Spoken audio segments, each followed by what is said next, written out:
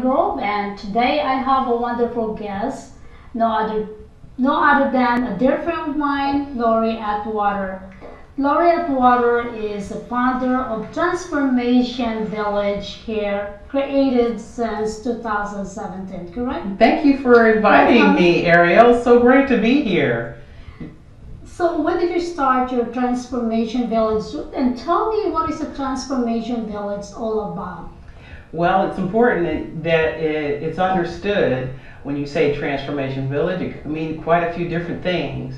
But in this context, Transformation Village is the rapid deployment of commercial scale housing and economically viable and environmentally sustainable communities. And what that looks like is economically diverse population. Now this is new construction, new housing, mixed use high rise with retail, clean tech industries that are in walking distance, lush environments, parks and so forth, in an environment where people feel supported. Let me move a little bit my chair so you can face me when you talk to me. So there you go. And a little bit, sorry. But anyway, so Transformation Village is basically helping the community and bringing the needs of the homeless, correct? Are you No, focusing? it's not. No? My belief and the focus of Transformation Village is this is what every community should look like. Okay. Every community should look like a place where no matter what your economic background is or what challenges you face, you're a thriving part of community. Developing a sustainable community means creating a place where people can thrive. Everyone needs a home. Everyone needs economic vitality, whether it's owning your own business or having a job. We're going to focus on clean tech industry, construction, manufacturing, and clean products, healthy products, and that those are developed within the community where you live. Tell me, why did you start this and your intention, and where do you get the funding? Do you have to create, you have to look at me, do you have to create your own funding, or do you have to get it from the government or some organization that helps this type of organization? Well, that's a good question. People ask about funding when you're building sustainable communities. This is the way that communities started in the United States. Usually communities and villages evolved by people coming into an area, developing a few houses, and then they brought their businesses at the same time. There was agriculture, there was industry, there was manufacturing, and from that you need retail, you need shops, you need restaurants. All of those happen organically as you're growing any type of community.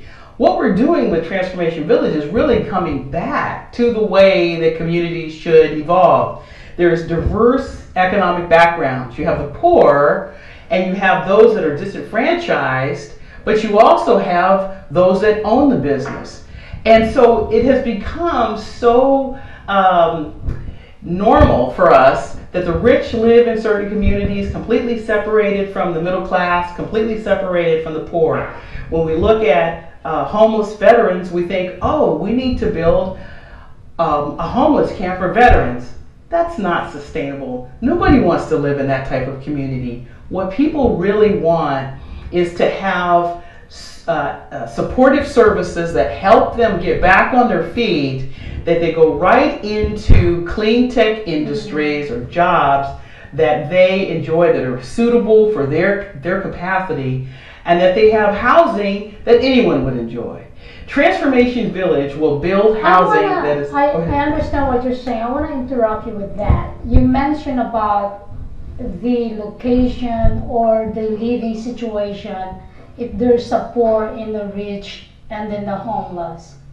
Well, if I'm a businesswoman and I work so hard for my money, and of course I want to live in the home that really what I want. Yes. It is not because if I'm a businesswoman and I work so hard for my money, and do you want me to live next to the, To the poor people. To the poor people? Well, guess what's happening now? If you drive through downtown Los Angeles, you have multi-million-dollar condominiums where people are living squeezed in as tightly as they can, and they go out of their underground parking and there's a homeless person sitting right there. You're already living in a community with the disadvantage. Well, we're not talking about the suburb in the city. I'm talking about the suburb in the city, but because if I'm gonna be, I want to reach the, I want to become successful, okay?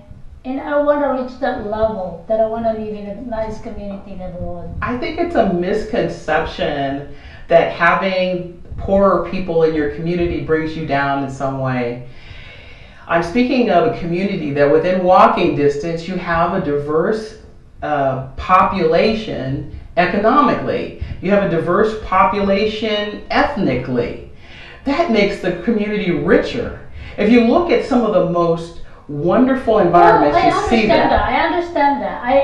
For me, I love to live with all diversity community, right? Yes. But absolutely, I agree with you on the city of Los Angeles. Yes, absolutely. There's multi-million-dollar condo, multi-million-dollar houses, but epidemic, as you said, the homeless is all over. Well, that's why I'm saying every aspect of different people are looking into to help the needy. I'm asking you, if you're doing the transformation village, where are you going to get your funding? Because there's so many people are striving to make that things happen. They want to help the homeless in Los Angeles, especially in Los Angeles. Well, we have to go back to housing. Mm-hmm. We have to talk about housing in California, and specifically in Southern California where we are. And some of the things I'm about to say, they're true for other countries in the urban segment. What has happened over time is, instead of housing developers and builders building to the demand for housing, building houses for everyone, they're building housing either for the very poor through nonprofits, or they're building houses for the wealthy. And there's a gap in the middle. This is proven that since 1990, the building industry isn't building the housing that allows everyone to live within the same community. And we've kind of accepted that. What Transformation Village will do is to build a diverse palette of housing that allows everyone to be able to live there, to be able to afford to live there. But of course we have to be selective, because as I talked to the mayor yesterday, he got to mention it's not just traditional homelessness people out there. It's also the people who are been, they are drug addicts. They keep coming back to jail. So if you're talking about diverse, are you welcoming those type of people, that if there's a children that you jeopardize? I think there's a lack of understanding about the homeless population. If we just look at Los Angeles County or Orange County or San Bernardino County, only 25% of the homeless, now this is documented, only 25% of the homeless have either mental illness or drug addiction. Most of the homeless are people just like you and I. They either lost their homes because of an economic downturn, or maybe because of the banking industry's aggressive practices, or they lost their jobs and it's difficult for them to find work within their communities. There are some strains that exist in our community today, such as clean tech jobs, manufacturing, and so forth, that have gone elsewhere. Those have created a strain on our society. Transformation Village is starting with clean tech jobs. We're starting by actually creating partnerships and creating businesses that create jobs.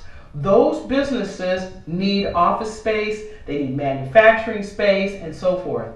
Now, when you look at land in California, if you're only going to build housing on that land, then the cost per square foot is driven by the housing only. That's why the housing industry has gone for the most expensive. So the transformation, yes, I'm sorry, the transformation village, you want to create the home housing development that everybody can be there no matter what, who you are, from the homelessness, from the well, believe me, if they live business. in Transformation Village, they won't be homeless.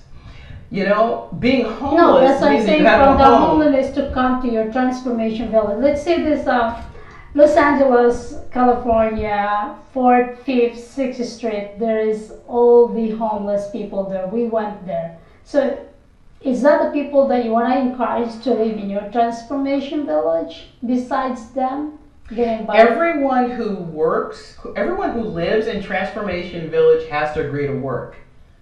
Number one. Okay, it's not open to just everyone. If there are people who don't want to work, if they want to just live off of society, or if they want to panhandle, they wouldn't be welcome in Transformation Village. Okay. In order to Now have you're getting the point. economically viable and environmental sustainable community, everyone has to agree to work. But we all need supportive services. We all need medical support. We all need mental health support. We all need recreation and fitness facilities. We all need gardens and vegetated spaces that are healthy for us. So when you build a community through Transformation Village, you realize that you're pulling from the segment of the population, whether it's the poor, or the middle class, or the rich, that want to live in a holistic environment. That's what Transformation Well, it's almost offers. the same thing with the Global Community Foundation. Why don't you just join venture? I think it's nice because if you really have that, you want to achieve that, is exactly the same thing that we are going to bring it to the community. Well, I'm looking forward to learning more about the Global Community Foundation. What our focus, as I've said, for Transformation Village is we will be building communities. We're doing construction, so that's a key component of what we're doing. We'll also be training in construction, workforce education and training, which I know that you're very interested in. We have that too. We're trying to build the housing facilities, and we're also trying to build the commercial or the workforce, and also we're trying to build for them to be educated, training, and Yes. also we're trying to build a telehealth. We're also trying to build all those things for them to be able to get back on their feet, and also for them to be able to understand, hey, nothing is free on this world. It really That's isn't, to you work know, too, you know? Sustainability is a three-legged stool. Sustainability is environmental sustainability, which is in terms of how you impact the land and how you impact health. And then it's also economic sustainability, meaning it's got to pencil out over time.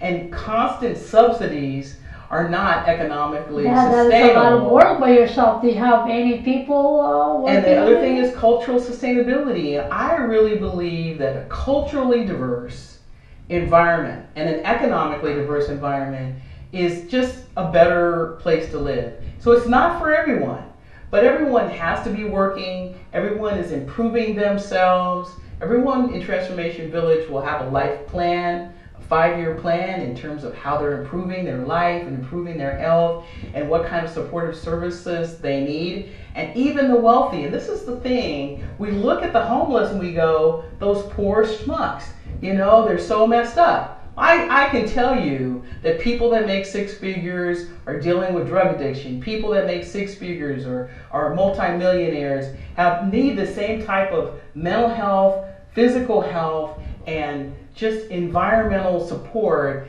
that we all as human beings need those services. So and do you that's think what Transformation Village will Trump provide. need the help or the help?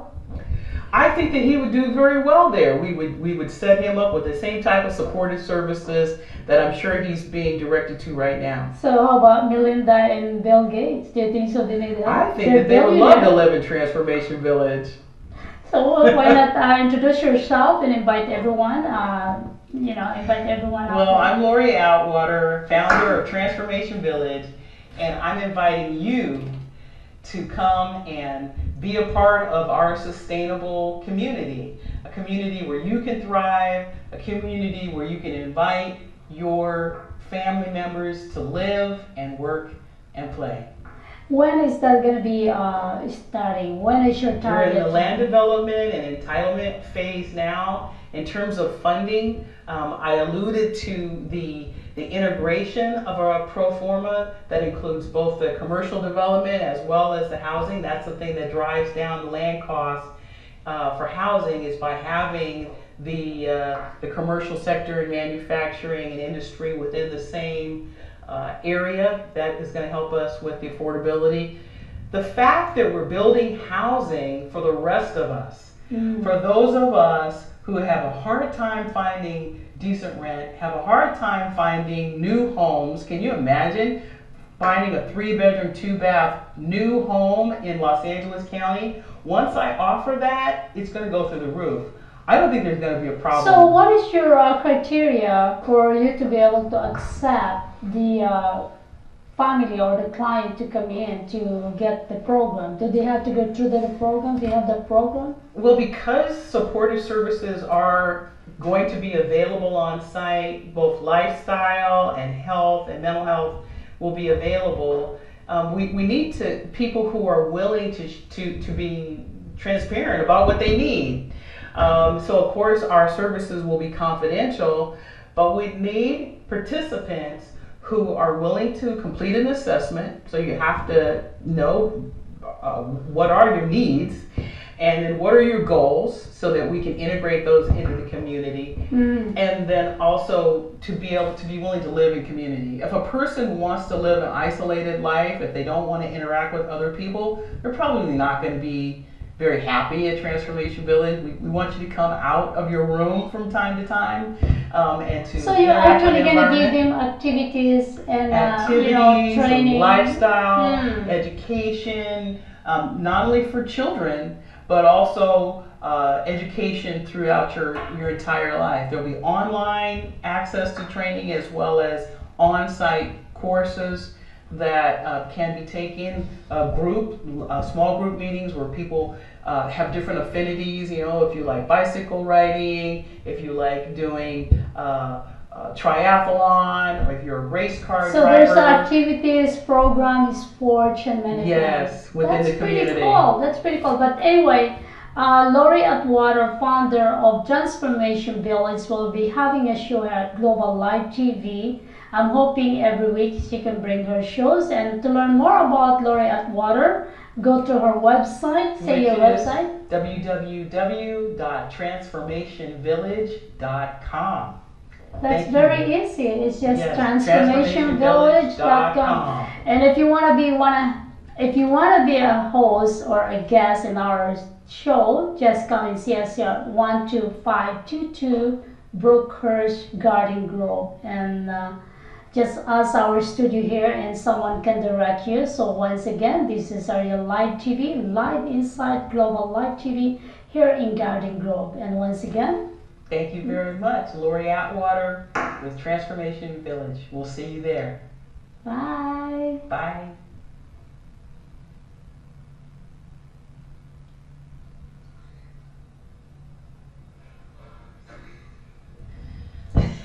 Good. There you go. You can use so you can share it. Yeah. So you'll